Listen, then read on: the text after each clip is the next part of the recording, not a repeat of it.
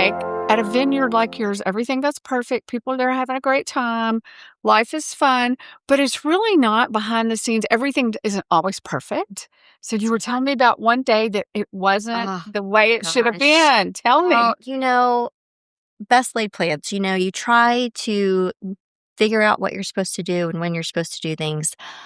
I way over purchased. I way over purchased grapes, the amount of varieties of wine, the number of cases I thought we needed. But, going back to the prior owner, he was more of kind of like good old boy by the seat of his pants, right? Mm-hmm. So he would take it to the limit where he would be running out of wine and Oh. stressing everybody out, right? Like, Oh, yeah. what our menu's going down to what for the weekend, So I was like, okay, I'm not going to let that happen. I'm a squirrel. I'm going to hoard and stash all of the nuts, Yes. Well, way too many nuts. It got nuts because I misunderstood the timeline of when I purchased grapes to when they went to, ferment, to when we could make changes to them. I totally misunderstood the timeline, and we ended up with double on one shipment. So we had a semi. We knew it was coming, but it had 22 pallets of wine, right? That's a lot. It's a lot. It's a lot of wine. And it didn't, it was a semi. Very few of those have lift gates. And so that was not somewhere in communication, we didn't know or they didn't tell us. Nobody thought about it. So they show up. So we have to use our tractor to forklift off these pallets of wine. That you certainly can't rattle. No.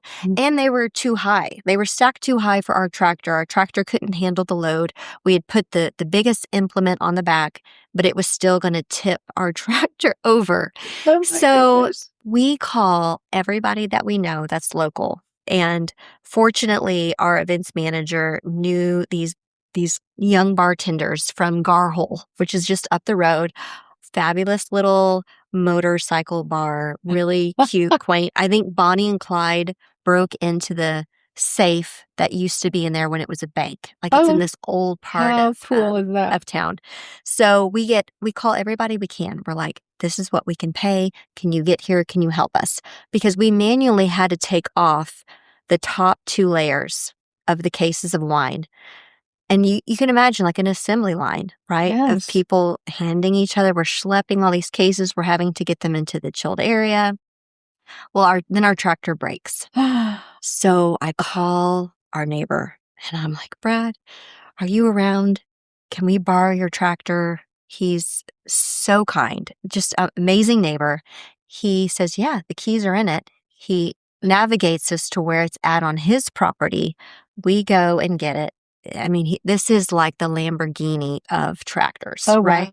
Wow. So he brings it over. It can handle all the things, but this still takes us the better part of a day to get everything off, get it arranged. Then we had to repack it, right? Because we had to take it all out of this tight cellophane wrapping. Oh my goodness! So it just took.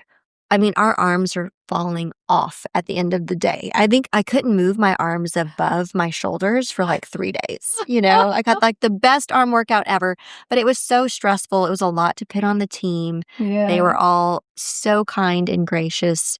We got it done. And they looked at me and they're like, Corey. And I'm like, I am so sorry. I had no idea. But look, we're not going to run out of wine. This is the great news, right? But what I found out after that is I really had set off kind of, when they say once a train starts to wreck, you just can't stop it. So we just got another shipment last Friday and we fit to the very last case. We couldn't fit another case. We were going to have to put it into our home. Well, I have 2 more varieties still coming. So you need some people out we there need some drinking people some wine. out here drinking some wine. We need to fully reopen so we can sell some wine for the new that's coming.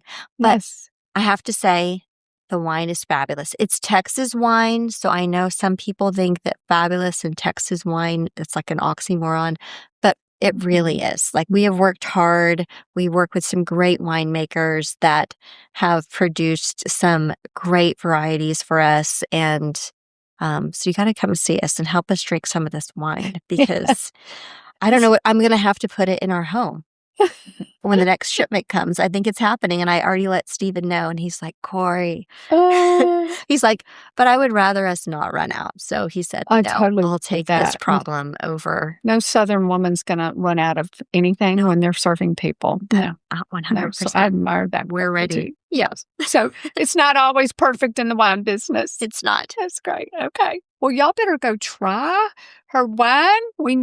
This is a public service announcement. Yes. We need some people to help enjoy all the wine. We So do. thanks for being here. We'll see y'all next time.